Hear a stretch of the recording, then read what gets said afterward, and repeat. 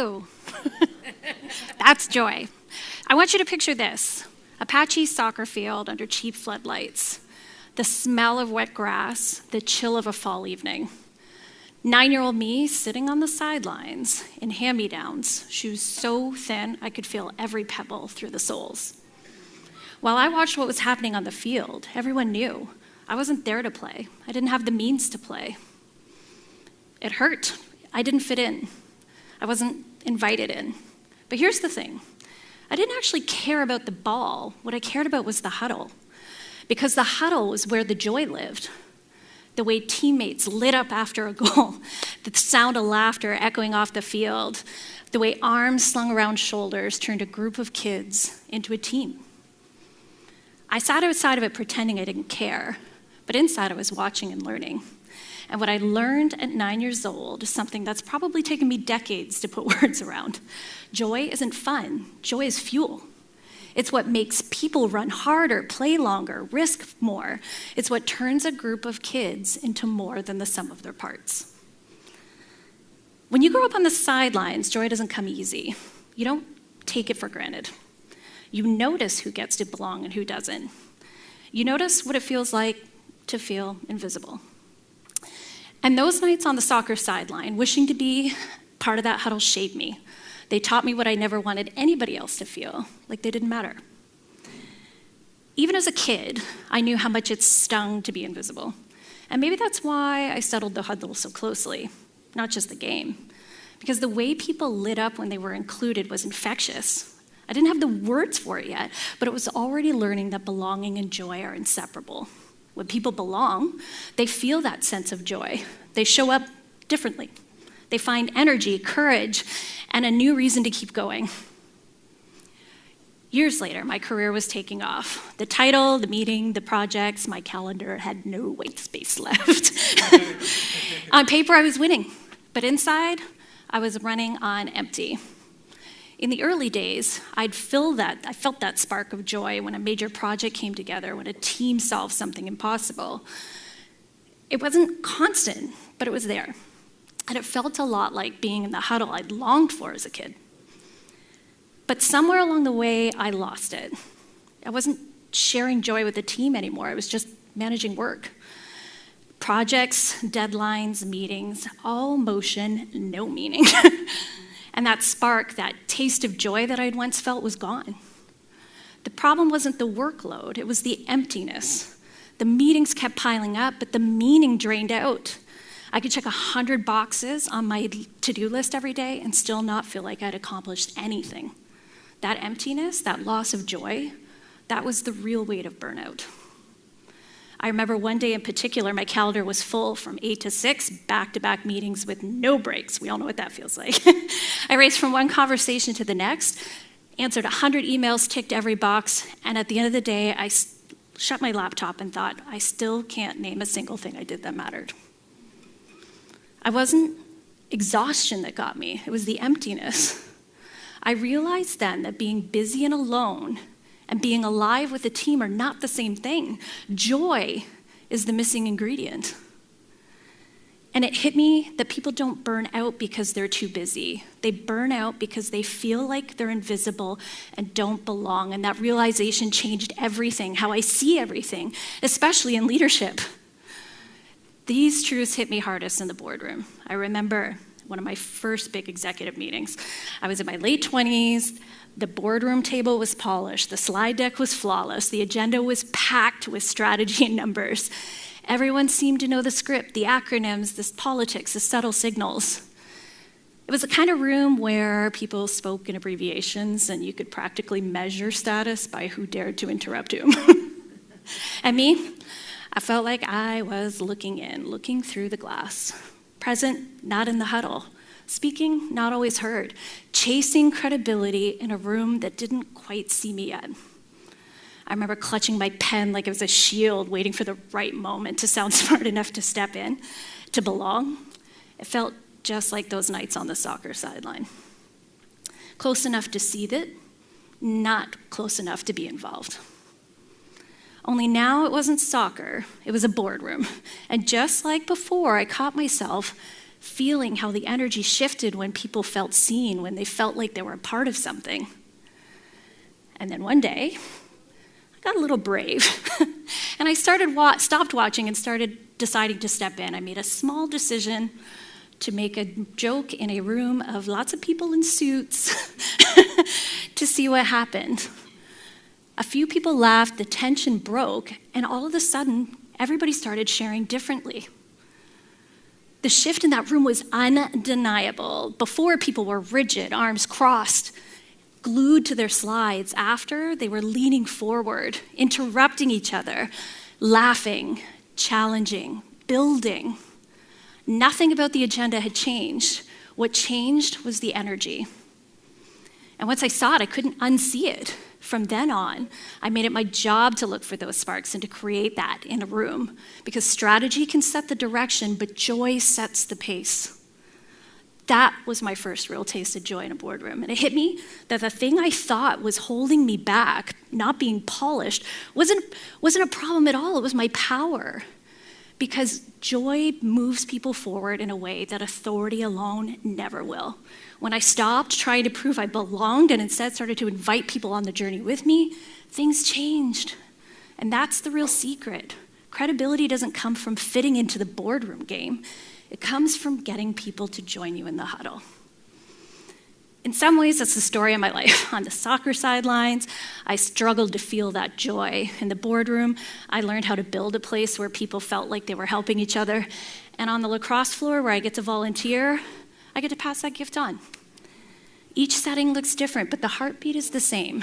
People come alive when they feel the joy of knowing they belong. Now, if you've never been to a box lacrosse game, imagine hockey on concrete. Helmets, sticks, teenagers who forget they're not invincible, and refs who, let's just say, sometimes miss things.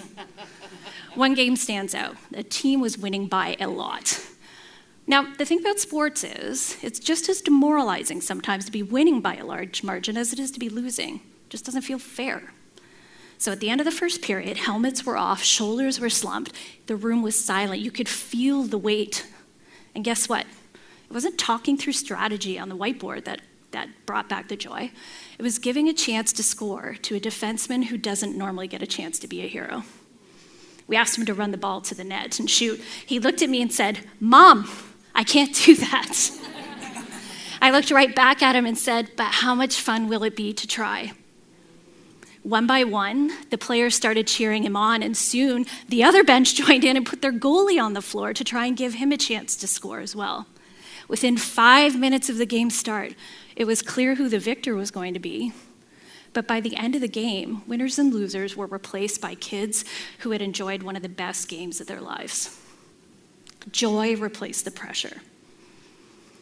That was the moment I had realized I'd become the leader I wished for as a kid. On the soccer sidelines, I longed for someone to call me into the huddle, and on that lacrosse rink, I get to be that person for others. And that's when it really clicked for me. When I took the time to look at all of the moments where I felt like I truly belonged, where everyone truly belonged, I realized that no matter the situation, joy isn't something we experience. Joy is something we can create. And that shift for waiting for it to happen to us, to building it, is what changed how I lead, because that's what leadership is at its best, creating a place where people know they matter. And when joy stopped being an accident, instead became an intentional way I built, I could design it into the way and build it into the way I built teams. That realization changed everything.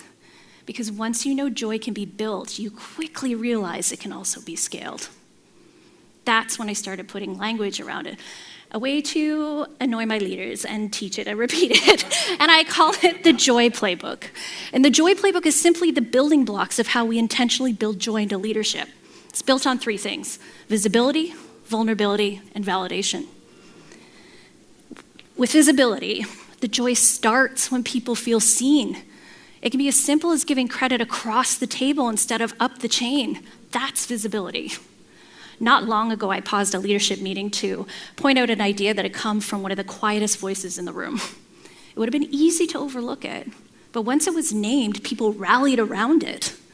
Visibility doesn't just recognize contribution, it multiplies it. Vulnerability. Teams don't connect to perfect leaders. They connect to the real ones, the ones who are willing to put ego aside to say, I don't know, let's figure this out together. That unlocks more creativity on my teams than anything else ever could. I once walked into a project meeting and admitted I had no idea how to solve a problem. After everybody calmed down a little bit, one by one, people started to offer up ideas for themselves. And within an hour, we had a better plan than I could have ever designed on my own. Vulnerability didn't cost me credibility. It created trust. And validation. It's not that pat on the back kind, but it's that deep sense of you matter here. It's in the rituals we share, the coffee banter, even the goofy Slack emoji that nobody remembers creating, but everybody uses. On my teams, we have a Friday playlist ritual. Everyone adds a song. No rules, no judgment.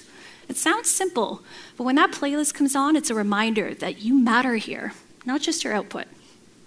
These small rituals become the glue that keep people showing up with energy. When leaders practice visibility, vulnerability, and validation, joy isn't left to chance. It becomes part of the system.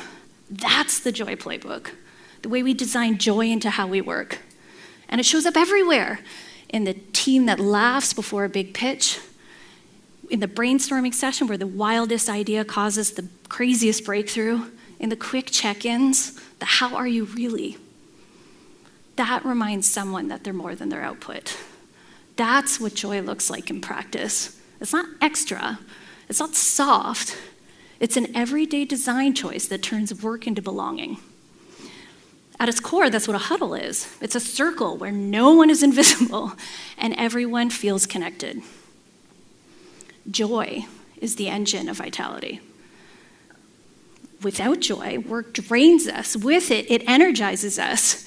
It's the difference between grinding through tasks alone and finding strength together. And when teams are alive, when they're connected, when they're laughing, lifting each other up, they don't just get through the work, they transform it. That's why joy is not just a reward for great work, it's the reason it happens. Remember, people don't burn out from being busy.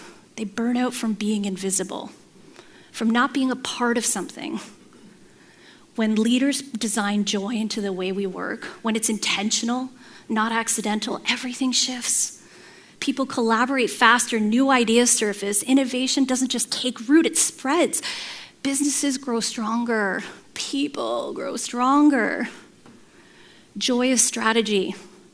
It's the spark that turns productivity into vitality.